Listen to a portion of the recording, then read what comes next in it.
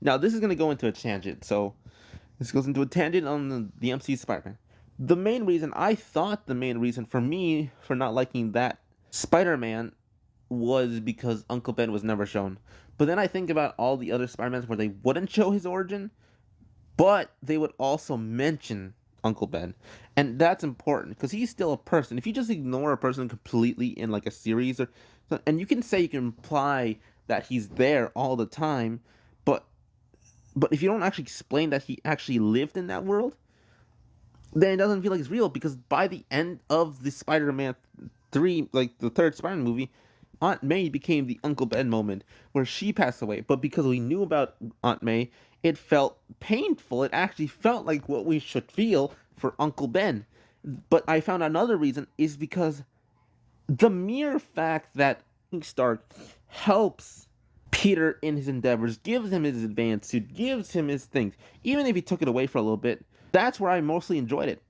But when he gave it back, it's weird because it's like this was still created by a billionaire, and he's getting help by him often. He's getting mentored by him, and it's weird because Peter is usually supposed to be, he's alone. He's supposed to be by himself, and he's being a hero, and he's supposed to be relatable. Do you relate to someone who's being helped by a rich billionaire like all the time? I don't relate to that, even when I was little. Also, he got things pretty easy until the third movie. He even like just let go being Spider-Man to someone else, which is a Spider-Man thing to do when he's been out Spider-Man for a while. But again, he's not doing it because he's sick of Spider-Man. He just wants a break, which feels weird. It and this is where the problem of not acknowledging that Uncle Ben exists, because it doesn't acknowledge him by that point in the series. They for It makes it feel like he's just been Spider-Man because he wants to. So it doesn't really feel like he needs to be Spider-Man by that point. So it's hard. And then, but if he did exist, it just feels worse because it's like, oh, Uncle Ben existed, and I want to honor him for by helping people because I made a mistake.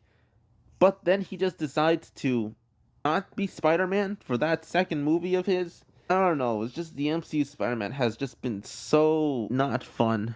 Actually, I should explain, I am excited for the rest of it, but again, his origin is too convoluted. And for people who say that this was all done on purpose, it was not done on purpose. All the three movies to say that, oh, he became the Spider-Man we love. Yeah, that was unintentional. If you look back at the interviews, or you look back at the actual saying, oh, we're changing directors, we're changing scripts, we're changing this, because when people didn't like Homecoming, even though it was really, enjoyable, it wasn't a Spider-Man film. So they decided, okay, we're gonna change the direction of the second movie so it can be closer to Spider-Man, but still make the villain, connected to Tony Stark. So yeah.